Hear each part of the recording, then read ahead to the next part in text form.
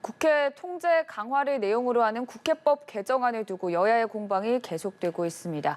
또 윤석열 대통령의 부인 김건희 여사의 봉하마을 일정에 동행한 지인을 둘러싼 논란도 불거졌는데요. 일단 윤 대통령은 봉하마을은 국민 모두가 갈 수 있는 곳이라며 논란을 일축했습니다. 관련 내용과 함께 전반적인 정치권 주요 이슈들 짚어보겠습니다. 오늘 이 시간 차재원 부산 가톨릭대 특임 교수 그리고 김진욱 전 민주당 대변인 나오셨습니다. 어서 오시죠. 네, 안녕하세요. 일단 이 국회법 개정안 발의를 두고 계속해서 지금 여야 갈등이 치열한 양상으로 떠오르고 있습니다. 민주당 측에서는 조홍천 의원이 발의한 것이다라면서 조금은 논란을 일축하는 모습을 보이고 있거든요. 네, 일단 이 국회법 개정안에 대해서는 당론으로 채택된 상황은 아닙니다. 네. 예, 의원 개인의 입법 발의이고요. 그리고 그 지난 정부에서도 여러 가지 이 정부의 운영이 상위법인 국회법 그 법률보다도 이 시행령을 통해 가지고 우회적으로 편법적으로 사용된다 하는 지적들이 좀 있었습니다. 이런 부분들을 차제에 국회에서 관리 감독을 더 확실하게 할 수 있는 방법, 그런 방법을 찾아보자 하는 것이 이제 조홍천 의원의 주장인 것이고요. 지금 이 국회 상임위가 정부의 수정이나 변경을 요구해 올 수 있었던 것은 현재도 가능한 부분인데 이게 지금 이제 문제가 되는 것은 이것을 상임위에 확실하게 이행 계획을 보고해라라는 강제 조항이 들어있다라는 것이 지금 문제라고 얘기하는 것 같은데요. 이것에 대해서는 그동안 뭐 충분히 논의도 있었던 분도 있었고, 그리고 이 시행령이 상위법들을 우회적으로 편법적으로 위에서 쓰고 있지 않다면 이 강제 조항이 굳이 문제가 될 것이 없기 때문에 이 부분은 크게 문제되지 않는다고 봅니다. 크게 문제가 되지 않는다는 입장이신 것 같은데. 결국 저는 이 논란 자체가 여야 간의 신뢰 부족 또는 그러니까 정치적인 나름대로의 계산에 따른 정쟁으로 지금 비하하고 있는 것이 아닐까 하는 생각이 듭니다. 왜 민주당이 이 시점에 이 법안을 들고 나왔을까요? 지난번 그러니까 문재인 정권 마지막 때 민주당이 수적 우위를 이용해서 통과시킨 법안이 검수완박법이잖아요, 일반. 근데 그 부분에 있어서 검찰의 직접 수사권 부분을 규정하는 부분을 좀 애매하게 만들어놓은 측면이 있어요. 그렇기 때문에 그거는 결국은 지금 윤석열 정부가 들어와서 결국은 그러니까 이 지금 시행령을 통해서 그러니까 구체적으로 명시할 수밖에 없는 상황이라고 한다면 민주당이 당초 입법했던 거와 달리 그러니까 상충되는 여러 가지 사항이 있을 수 있을 것이라는 나름대로 예단을 갖고 이걸 통제하겠다는 생각을 갖고 있는 것 같아요. 특히 지난번 그러니까 지금 이 공직 인사들에 대한 공직 검증 그와 관련해서 지금 이 원래 인사혁신처에 있었던 부분을 그 시행령을 바꿔서 지금 법무부 장관 소속으로 했잖아요. 이런 부분들까지 고려를 해서 민주당 입장에서는 이걸 그대로 그러니까 행정부에다 모든 걸 맡겨두면 사실 상위법 국회가 이 명시했던 거와는 다른 취지로 갈 수 있을 거라는 그런 우려를 갖고 있는 것 같고요. 반면에 지금 국민의힘 같은 경우는 결국은 지금 자신들이 그러니까 지금 이 정권이 빼앗겼기 때문에 사실은 그러니까 행정부 관련한 모든 부분들에 대해서 일종의 발목 잡기를 넘어서 발목을 끊는 거 아니냐 이런 식으로 그러니까 사사건건 수적 우위를 이용해서 우리의 모든 국정을 지금 상당히 방해하려고 하는 측면이 있다고 아마 판단을 하는 것 같아요. 그렇기 때문에 상당히 이쪽에 지금 상당한 이 충돌이 벌어질 수밖에 없는 상황인데 저는 그렇게 생각합니다. 결국은 지금 이 두 가지 다 사실은 명분이 있어요. 예를 들면 지금 민주당 같은 경우는 상위법과 그러니까 저촉되는 하위 규정들 같은 경우는 생기면 안 된다는 이야기는 분명히 맞는 이야기고요. 또 국민의힘이 이야기하듯이 그러면 이 입법권을 갖고 있는 국회라고 해서 국회가 그러면 지금 상권 분립으로 지금 보장하고 있는 행정권, 행정부의 권력 권한을 마음대로 간섭하는 거는 상권 분립이 위반이 되잖아요. 그렇기 때문에 양쪽의 이 명분은 다 같이 이렇게 충돌하고 있는 상황인데 사실 이와 관련해서는 우리가 법적, 제도적 장치를 갖고 있죠. 예를 들면 지금 만약에 그러니까 지금 상위법과 하위법이 충돌할 경우에는 소위 말해서 근한쟁의 심판을 통해서 헌법재판소가 풀어주는 방법이 있고 또 하나의 방법은 국회가 아예 법을 만들 때 행정부의 자의적인 시행령을 못 만들도록 법을 촘촘하게 만들면 되는 것이거든요. 이런 제도적 장치들을 외면한 채 서로의 정치적 이속을 갖고 충돌하는 모양새는 상당히 문제가 있다. 결국은 이 문제를 푸는 방법은 결국은 서로의 신뢰 회복 그리고 또 이 당리당략보다는 국익을 앞세우는 자세가 저는 우선돼야 되는 것이 아닐까 하는 생각이 듭니다. 앞서 시점에 대한 지적도 해주셨고 또 실제로 이 삼권 분립 체제하에 말씀을 해주셨다시피 오세훈 서울시장도 행정부의 고유 권한인 시행령에 대해서 입법부가 제한을 거는 것이다라고 공개적인 비판을 했습니다. 이런 지적들이 계속 잇따르고 있는데 이런 가운데에서도 당론으로 채택할 가능성이 있습니까? 글쎄요, 조금 더 논의가 진행이 돼야 될 필요가 있을 것 같습니다. 방금 말씀 주셨습니다만 기본적으로 이 법의 취지는 하위법인 시행령이 상위법을 넘어서지 못하게 하자라는 취지거든요. 네. 그 취지 안에서 법을 위반하지 않았다면 이 부분에 대해서 조사하고 만약에 위법 취지가 있는 부분이 있어서 그 부분에 대해서 수정을 요구했을 때 어떻게 수정을 할 것인가 하는 부분에 대해서 보고해라 하는 부분은 그렇게 과한 요구는 아닌 것 같습니다.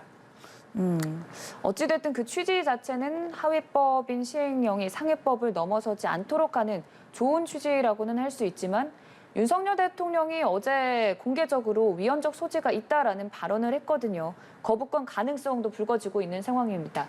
민주당에서 강하게 조금 대응을 할 수도 있을까요? 예, 지난 2015년에도 비슷한 사례가 좀 있었던 것 같아요. 그래서 그 당시에 유승민 의원이 제기했던 이 법안을 박근혜 전 대통령께서도 거부권을 행사하신 적은 있습니다. 그렇지만 이번에는 좀 내용이 좀 약간 좀 다른 것 같긴 하고요. 그리고 대통령이 시행령에서 법률에서 정해놓은 것보다 훨씬 더 많은 권한을 시행령에다 위임하지 말자 이런 취지이기 때문에 이 부분을 가지고 현재 위헌을 벌써 논하는 것은 좀 이르지 않을까 싶습니다. 알겠습니다. 일단 이 부분도 어찌됐든 계속해서 논의 절차가 필요하고 앞서 말씀해 주셨다시피 여야의 신뢰가 필요한 부분이 아닐까 싶고요. 원구성을 두고도 논란이 있었던 게 윤석열 대통령이 국세청장을 청문회 없이 임명한 것을 두고도 계속해서 반발의 목소리가 거세지고 있는 상황입니다. 일단 향후 남은 인사청문회는 차질 없이 진행을 하도록 하겠다라고 대통령이 입장을 밝혔는데 그 의중에 대해서는 어떻게 생각하십니까? 윤 대통령 입장에서 상당히 조금 좀 정치적으로 난감한 상황일 거예요. 사실은 그러니까 지금 뭐 본인이 지금 그러니까 이 지명했던 이 공직 후보자들이 원래 법이 규정하고 있는 순서대로 그러니까 국회 인사청문회를 거쳐서 그러니까 국민이 상당히 공감할 수 있는 상황에서 임명을 한다고 한다면 그 임명받은 사람들도 상당한 정치적 정당성, 정통성이 좀 더 강화될 수 있잖아요. 그렇다고 한다면 아마 일을 힘차게 할 수 있는 상황인데 그렇지 못하고 국회를 패싱하는 모양새로 지금 이제 국회청장이 임명이 됐다는 부분이죠. 그런 부분들을 보면 사실은 뭐 윤 대통령 입장에서 세정이 이렇게 공백이 길어질 경우에는 상당히 지금 경제도 어려운데 문제가 있다고 판단을 했기 때문에 아마 국세청장은 임명을 강하게 했을지 몰라도 그러나 지금 국무위원 2명에 대해서 지금 임명을 강행하는 부분은 또 다른 차원이라고 판단을 하는 것 같아요. 지금 이번에 대상이 되고 있는 교육부 그리고 보건복지부가 지난번 첫 번째 조각 때 다 이 지금 여러 가지 의혹 문제들로 인해서 낙마했던 분들이잖아요. 그런 상황에서 지금 국회가 공백이라고 해서 이 두 사람이 그러니까 지금 법에 정해진 대로 국회가 지금 그 시한을 못 지켰기 때문에 내가 강행하겠다고 한다는 그 자체가 상당한 정치적 부담이 클 수밖에 없는 것이고 무엇보다 지금 또 새로 지금 지명되신 2명의 후보자가 또 상당한 지금 의혹을 갖고 있잖아요. 그러한 상황이라고 한다면 이런 그 의혹을 털어내지 않는 상황에서 만약에 본인이 주어진 여러 가지 하니까 지금 권리에 따라서 무조건 임명을 했다고 했을 경우에 앞서 제가 말한 대로 장관이 되고 된 뒤에 과연 정치적 정당성이 생길 것인가, 영이 있을 것인가 그런 부분들이 있을 것이고 대통령 본인도 지금 아마 두 후보자에 대한 여러 가지 의혹 문제에 대해서는 국민적 눈높이에서 한번 검증을 하는 그러한 차원에서라도 국회 청문회가 필요하다고 생각을 한 것 같아요. 그래서 약간은 국세청장하고 이번에 국무위원 2사람하고는 차별을 하던 그러니까 조치를 취한 것이 아닐까 하는 생각이 듭니다. 조금은 다른 사안이다라고 좀 분리해서 국세청장과 향후 남은 후보자들에 대한 생각을 밝히셨는데요. 저는 좀 약간 좀 유감스럽다라고 생각해요. 왜냐하면은 국세청장 같은 경우에는 차관급이면서도 불구하고 인사청문을 받는 자리입니다. 네. 이유는 권력기관장이기 때문에 그런 것이죠. 근데 지금 국세청장 인사청문 과정이 없었다라는 점이 굉장히 좀 이례적인 일이고요. 또 하나는 국세청장이 그동안은 내부 승진을 통해서 임명돼 왔던 자리입니다. 근데 지금 이제 그 이미 퇴직했던 전임 관료를 지금 자리를 갖다가 이제 인사청문도 없이 임명을 시켰는데 이게 국세 세정 업무에 주는 시그널이 굉장히 위험한 시그널이 될 수 있다라고 보여져요.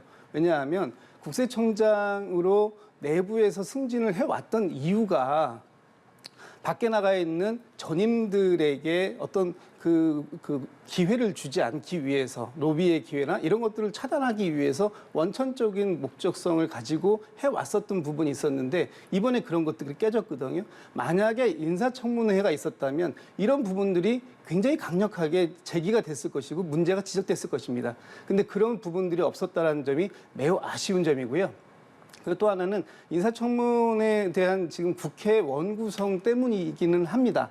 기본적으로 국회가 원인을 제공하고 있기는 하지만 이 부분이 있다고 해서 인사청문회 취지가 국민들에게 또 국회가 인사 검증을 할 수 있는 기회를 부여하고자 했던 것인데 이 기회를 뛰어넘고 그냥 바로 임명하게 된 것은 좀 문제가 있다고 보이고요.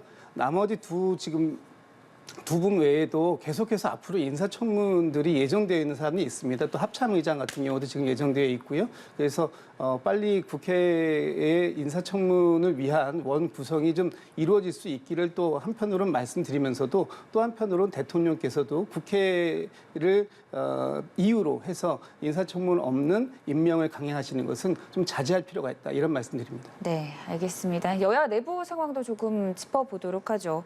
민주당 내 진보 개혁 세력 모임인 더 좋은 미래가 주최한 토론회가 오늘 열렸습니다. 그 내용을 조금 살펴보면 지방선거 참패 원인으로 검수완박, 팬덤 정치 그리고 이재명과 송영길의 출마, 진보 정당으로서의 가치 상실 등을 꼽았는데 이재명 책임론을 대대적으로 조금 짚은 모습이거든요. 지금 이제 당에서는 여러 가지 각급 단위에서 토론회가 열리고 있습니다. 네. 평가의 성격인데요. 당연히 뭐 여러 가지 이유들이 있을 수 있고 그런 이유들이 이런 토론회를 통해서 여과 없이 나와줘야 다음에 대안을 만드는데 밑거름이 될 수 있습니다. 그래서 지금 뭐 누구 책임이다라는 것이 토론회이기 때문에 충분히 나올 수 있는 얘기고요. 이 토론회가 계파 전쟁으로 가는 밑거름으로 사용되지 않는다면 토론회에서는 얼마든지 다양한 이야기와 원인이 진단이 되어야 이 진단된 내용들을 가지고 전당대회를 통해서 새로운 지도부가 앞으로 당의 미래를 어떻게 끌고 나갈 것인지 하는 그런 생각들을 가지고 전당대회에 출마하실 수 있을 거라고 생각하거든요. 그래서 뭐 지금 토론회는 굉장히 긍정적으로 바라보고 있습니다. 민주당 내부의 자성의 시간을 갖는 일환이다라는 말씀이신 것 같은데요. 그런데 문제는 지금 더 미래 같은 경우가 소위 말하는 친문계로 분류되는 인사들이잖아요. 그렇기 때문에 지금 더 미래가 지금 제시하는 이 원인과 그러니까 분석, 그에 따른 나름대로의 대안 이러한 부분들이 과연 당내에 얼마만큼 공감을 얻을 수 있을까의 부분인데 당장 지금 소위 말하는 친명계라는 것 같은 경우에서는 이런 식의 그러니까 나름대로의 토론회 개최 이유가 결국은 이재명 의원의 지금 전당대회 출마를 막기 위한 정치적 포석가 아니냐 이렇게 바라본다는 것이죠. 그렇기 때문에 사실은 결국 논란의 중심은 아마 이번 전당대회 앞두고 이재명 의원이 출마하느냐 마느냐 그게 결국 지금 판가름이 날 것 같아요.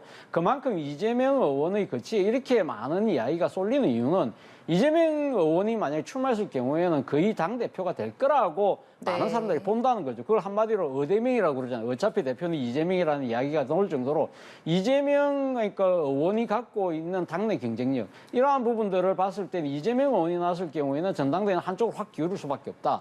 문제는 근데 그러한 상황 자체가 궁극적으로는 당의 분란을 심화시킬 수밖에 없을 것이라는 또 다른 우려가 있는 것이죠. 그렇기 때문에 차제에 이런 식으로 하니까 당의 단합이 중요한 상황이라고 한다면 이재명 의원이 아예 그럼 출마를 지금 포기를 하는 것이 어떨까? 이러한 나름대로의 사전 분위기를 조성하기 위한 목적으로 토론회가 열리는 것처럼 비치는 것도 현실인 것이거든요. 결국은 저는 이제 향후 그러니까 민주당 운명과 관련해서 가장 중요한 아마 이 지금 분수령은 결국 이재명 의원이 지금 어떻게 해야 결정을 하느냐인데 지금은 이제 입을 다물고 있잖아요. 그래서 일각에서는 전략적 침묵이다. 어차피 지금 자신이 아직 전대 국면도 들어가기 전에 미리 이야기해서 진흙탕 상황으로 들어가는 것보다 조금 더 시간을 갖고 가자는 측면도 그렇게 이야기하시는 분들도 있고 또 한편으로는 아마 본인이 포기를 할 때 하더라도 상당히 뜸을 들이면서 마지막에 극적 반전으로 용단을 내리는 식으로 해서 정치적 효과를 결단을 상당히 좀 이렇게 정치적으로 이 효과를 부황시키는 그러한 식으로 지금 고민하고 있는 것이 아닐까. 두 가지 가능성이 있는데 모르겠습니다. 그거는 결국 지켜봐야 될 대목이긴 합니다만 결국은 이재명 의원의 입에 모든 게 달려 있는 것 같습니다. 네, 이재명 의원의 침묵은 지금 상황을 그냥 지켜보는 겁니까? 뭐 본인께서는 아직 시간이 많이 있다 이렇게 판단을 하시는 것 같아요. 그래서 뭐 이재명 의원이 지금 어떤 그 최종적인 결론을 내리는 상황은 아닌 것 같고요. 이제 전당대회 준비위원장이 이제 위촉이 됐고 네. 이제부터가 전당대회를 준비하는 과정에 들어갔다. 그렇다면 이재명 의원도 어느 가까운 시일 내에는 이제 판단을 좀 해야 할 시점이 되지 않았을까 싶고요. 여전히 아직까지는 좀 시간이 있다 그렇게 보는 것 같습니다. 앞서서 잠깐 지적을 해주셨던 부분이기도 하지만 지금 민주당 내에서 이재명 책임론과 함께 거론되는 게 70년대생 대표에 관한 얘기입니다. 근데 이 주자들을 살펴보면 친문 성향이 강하다라는 지적도 있거든요. 그때 그 2012년도 이후에 당에 정치적으로 입문하신 분들 중에 친문적 성향이 그 옅은 분들이 뭐 있을까 모르겠습니다. 대부분의 경우에 문재인 후보 2012년 이후에 문재인 후보, 문재인 대표, 대통령과 함께 정치를 했던 사람들이기 때문에 그런 평가들이 당 내에서는 뭐 존재할 수 있고요. 문제는 지금 이 개파를 앞장 세워서 본인들에게 도움이 되느냐 하는 부분입니다. 저는 도움이 될 거라고 생각하지 않고 있습니다. 70년대생들이 이제 선배 세대인 586 세대들에게 우리에게 기회를 주십시오 라고 얘기를 할 정도가 되려면 그냥 이제 시간적으로 또 나이적으로 우리가 해야 될 나이가 됐다 이런 쪽이 아니라 당의 정확한 미래 비전을 제시하고 그 미래 비전에 대한 평가를 받으면 그것은 뭐 당대표뿐만 아니라 당의 지도부 전체에도 70년대생들이 포진할 수 있는 좋은 기회가 될 수 있을 거라고 생각합니다. 민주당의 세대 교체로는 사실 이번뿐만은 아닙니다. 그 이전에 90년대생인 박지원 전 비대위원장이 등판을 하기도 했고 그 맥락에서 지금 이렇게 70년대생 주자들이 급부상하는 이유는 뭐라고 보면 됩니까? 예전에 뭐 40대 기술론 이런 것들도 있지 않았습니까? 네. 지금 70년대생이 40대 후반에서 50대 초반입니다. 그렇기 때문에 뭐 나이적으로는 충분히 본인들의 역할을 할 수 있는 시점이 됐다고 보고요. 이미 지금 언급되고 있는 분들도 재선급 이상의 정치적 경륜들을 가지고 있는 분들이에요. 그래서 그분들도 맡겨준다면 못할 것은 없다라는 것이 본인들의 생각이기도 하고 또 충분히 과거 역대의 그 전례를 봤을 때도 감당할 수 있는 몫은 된다. 다만 나이가 됐기 때문에 그 기회를 가질 수 있는 것이냐? 그렇지는 않은 것이지 않습니까? 당의 당원들에게 또 국민들에게 정확하게 민주당의 미래 비전이 무엇이다라는 것을 설명할 수 있어야 되고 그것을 통해서 평가받으면 됩니다. 개파 갈등에 너무 치우친 것보다는 일단 그 가치 자체를 중요시해야 된다라는 말씀을 해주신 것 같은데 계속해서 민주당 내에서는 수박 논쟁 불거지고 있습니다. 우상호 위원장에게 이제는 당원 게시판에서 안 좋은 소리까지 계속 나올 정도로 치닫고 있는 것 같거든요. 그래서 저는 이제 이런 부분들이 좀 안타까운 부분이긴 한데요. 당의 그 어떤 분열적 언어를 쓰지 말자. 당내의 개파의 논쟁을 갈등을 촉발시킬 수 있는 그런 언어를 쓰지 말자 하는 것이 공격의 대상이 된다는 것은 좀 이해할 수 없고요. 다만 지금 대선과 지선 이 평가에 대해서 각각 다른 생각들을 가지고 있는 분들이 존재할 수 있죠. 그 생각들을 누구에게 강요할 수는 없다고 봅니다. 그 생각들이 어느 쪽 생각들이 훨씬 더 많은 적극적 지지를 받느냐 이렇게 판단할 수 있는 부분들을 지금 토론이나 이런 과정을 통해서 모아내면 되고요. 그리고 그런 것들을 확인하는 자리가 전당대회의 장이 되기 때문에 전당대회에서 평가받으면 된다. 그렇기 때문에 지금 당 내에서 서로에게 공격적 언사를 하는 것이 결코 도움이 되지는 않는다 이렇게 판단합니다. 민주당의 전당대회가 8월로 2달 남짓 남았는데 이제는 전당대회 룰까지 바꿔야 되는데 이걸 여론조사를 통해서 또 실시를 하겠다라고 발표를 했습니다. 좋은 방법이라고.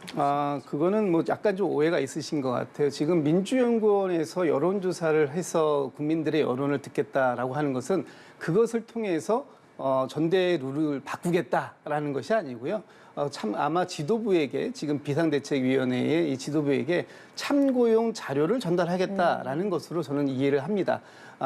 민주연구원이 여론조사를 통해서 바꿀 수 있는 그런 기관이 아니에요. 그래서 비대위가 판단할 수 있도록 또 당원들과 국회의원들이 판단할 수 있는 근거 자료를 좀 만들어 보겠다 이런 취지라고 이해합니다. 아무래도 전당대회 룰 자체가 차기 당권을 누가 잡느냐에도 크게 영향을 끼치기 때문에 또 예민하게 다들 주시를 하는 상황인 것 같은데 어찌됐든 이 당권을 둘러싼 전당대회 룰 변경까지 불거지는 이 상황에 대해서 어떻게 바라보시는지.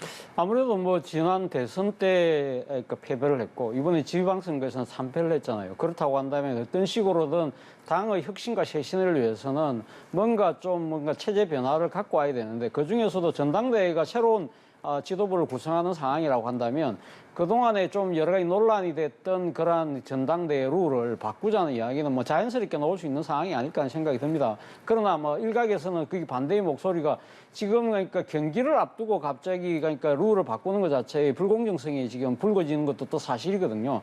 그러나 제가 생각했을 땐 그렇습니다. 지금 민주당의 전당대회 룰 자체가 사실은 이 대의원이 45%, 이 당원이 40%, 그리고 또 일반 여론조사가 10%, 국민 여론조사가 10%, 당원 여론조사가 5%인 식으로 해서 당 대의원에게 상당히 많은 비중이 가 있는 게 이 지금 문제라는 지적이 많거든요. 네. 물론 이 지금 당 대의원에 상당히 포션이 큰 이유는 지금 일종의 뭐랄까요, 그러니까 지금 민주당의 그러니까 당원들 중에 구성수를 봤을 때 그러니까 이 호남이 영남에 비해서 상대적으로 크잖아요. 그런데 인구수에 비해서는 너무 지금 지금 대표되고 있기 때문에 이걸 균형을 맞추기 위해서 지금 대의원에게 일부러 상당히 조금 많은 그러니까 정치적 비중을 뒀다 그런 이야기를 합니다만 그러나 차제의 그러한 그러니까 그 문제는 당 대의원이 사실은 그 지역 국회의원들의 입김에 결코 자유로울 수 없다. 당협위원장의 입김에 자유로울 수 없다고 한다면 사실은 어떻게 보면 민심과 당심에 이반된 그러니까 약간은 동떨어진 결과를 낼 수 있다는 것도 우려도 있는 게 사실이거든요. 그렇다고 한다면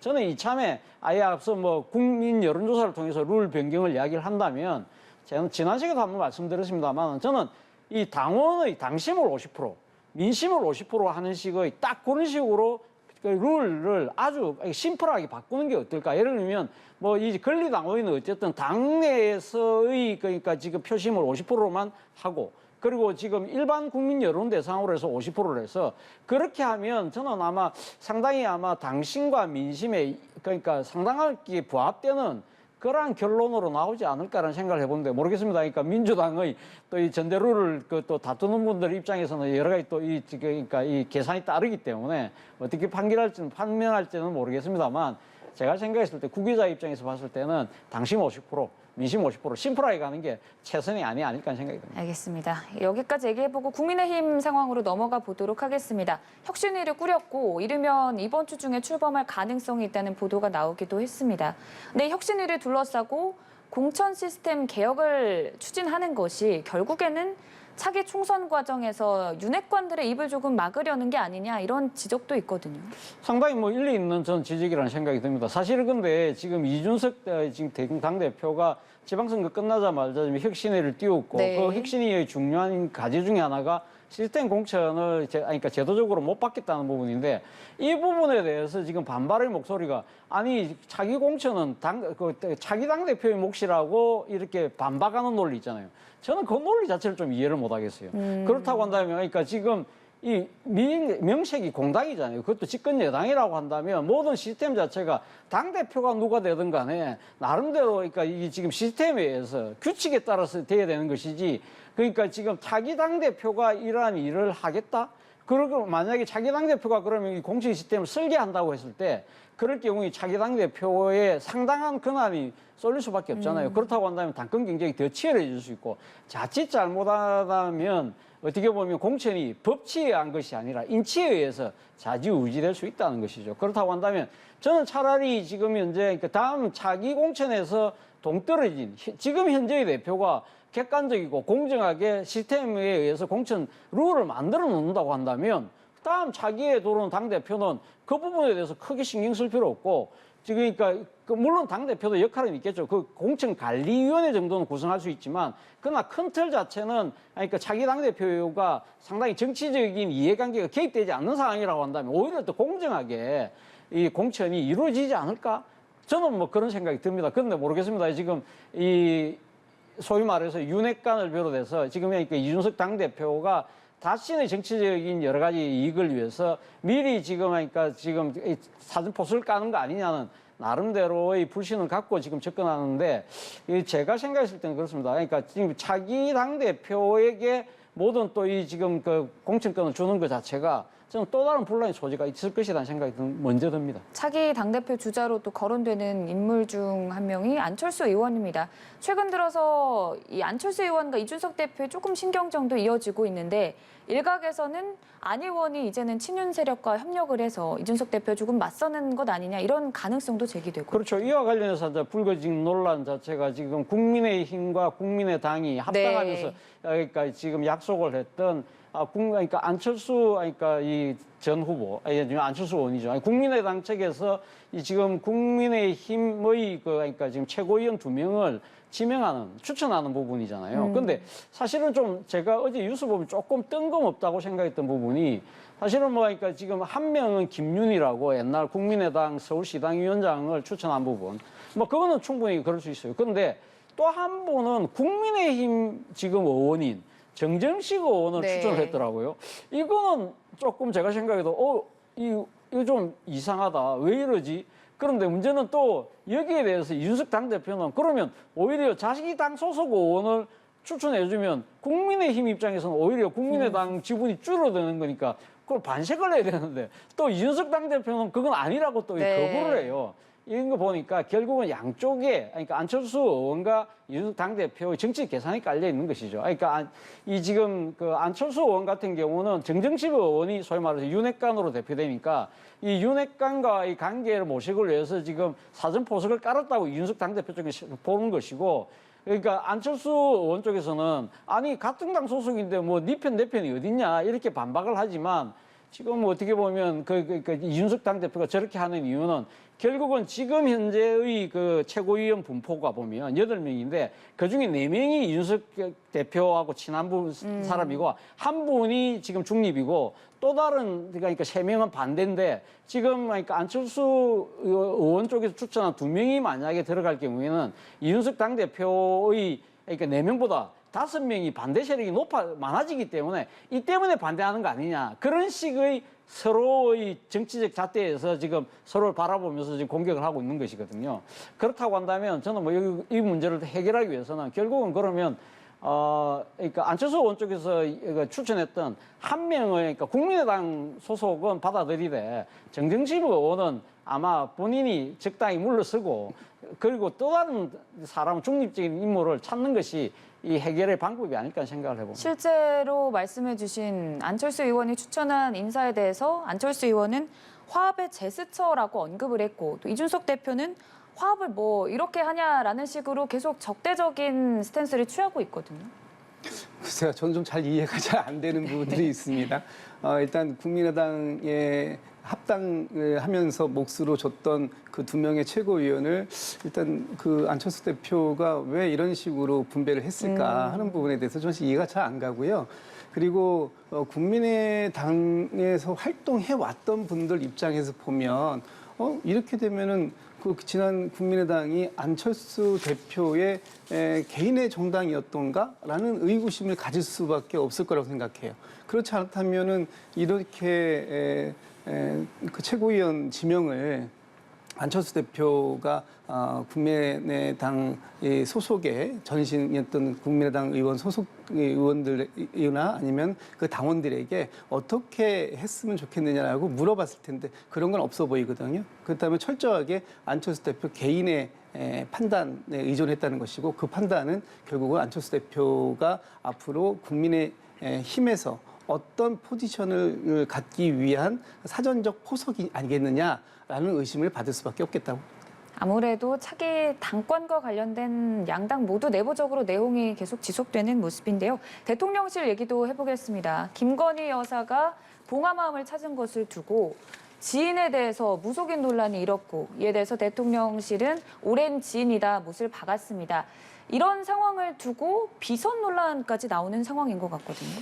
국민의 한 사람으로서 이 논란을 지켜보는 마음이 상당히 좀 안타깝습니다. 사실은 뭐 지금 김건희 여사가 봉하마을을 찾는 그러한 취지나 이런 부분들은 상당히 박수칠 만한 요소가 있잖아요. 네. 그러니까 전직 대통령의 그러니까 가족을 찾아가서 위로하고 또 나름대로 또 그러니까 추도의 뜻을 표하는 부분들은 상당히 국민 통합에 저는 기여한 측면이 분명히 있다고 보는데 이런 부분들에 대해서 그러니까 지금 동행한 이 그러니까 지인과 관련해서 민주당 측이 이렇게 비선이라고 이렇게 딱 규정하는 듯한 모양새.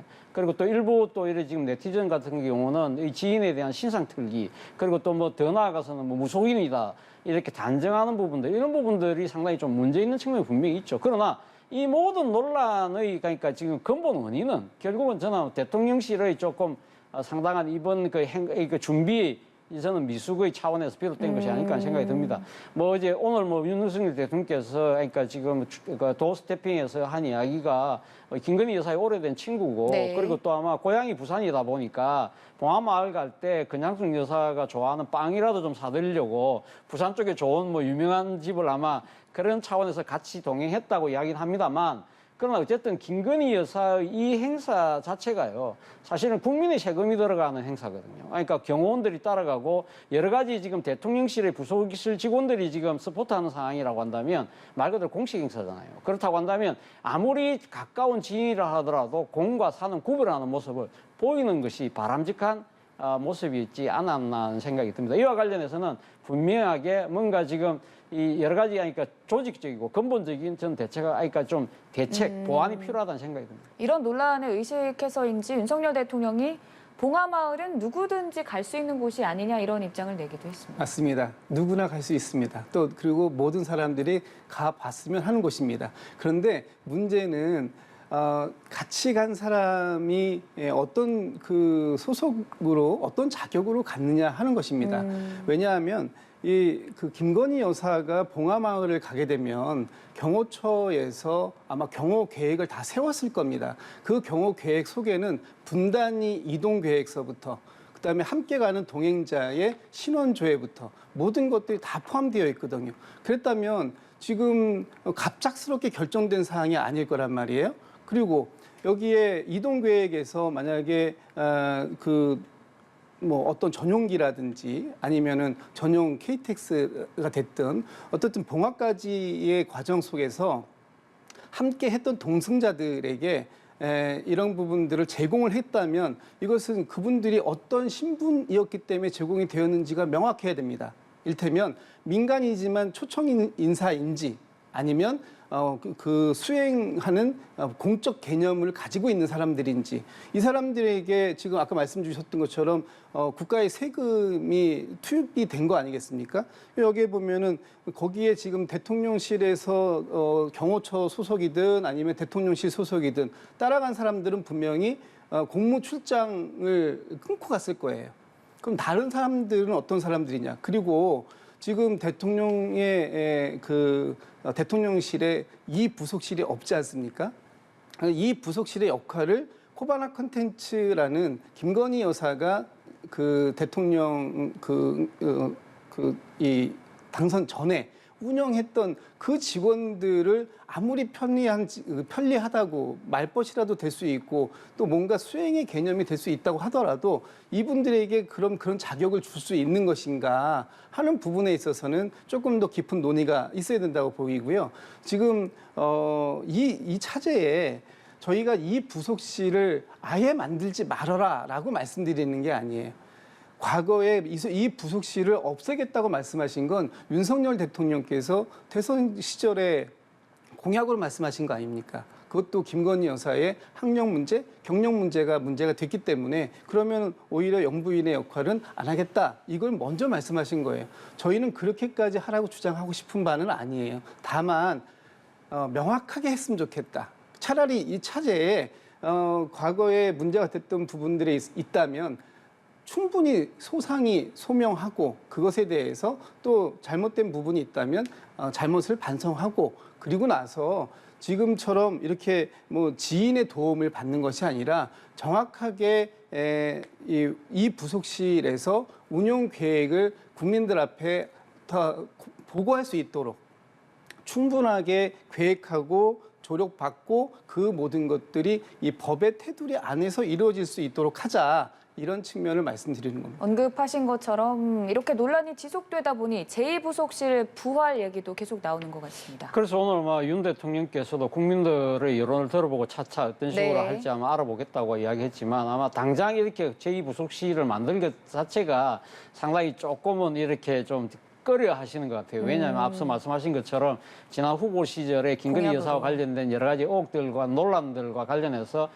만들지 않겠다고 먼저 네. 선제 공약을 했기 때문에 이걸 뒤엎는 거에 대한 부담이 상당히 있는 것 같아요. 그런데 그러한 부분들에 대해서 이제는 뭐 지금 앞서 말씀하신 것처럼 민주당 쪽에서도 차라리 그러면 만들어라. 제2부속실이라는 거 전담 조직을 만들어서 상당히 그러니까 국민의 세금으로 그러니까 지원해주는 공식 행사가 돼야 그것이 투명하고 공개적으로 그러니까 운영될 수 있고 일종의 그러니까 이 비선의로 의심될 수 있는 사인들이 이렇게 개입될 수 있는 여지가 차단될 수 있다. 그런 부분들에 대한 뭐 상당한 그러니까 이야기가 지금 나올 수밖에 없는 상황이잖아요. 그렇다고 한다면 저는 뭐 아마 차제에 대통령실에서 좀 더 전향적인 자세로 국민들이 이해를 먼저 구한다는 전제 조건으로 저는 그러니까 뭐 제2부속실까지 아니라 하더라도 예를 들면 전단 직원을 한 2명이라 두는 그런 식의 모양새라도 만들어서라서 그러니까 이 지금 김건희 여사의 모든 그러니까 지금 이 공식 행사에서는 상당히 그러니까 좀 투명하게 공개적으로 그러니까 모든 것들이 좀 이렇게 이루어지는 그런 식으로 가야 되는 것이 바람직하지 않을까 하는 생각이 듭니다. 앞으로 조금 더 논의가 이루어질 것으로 보이고요.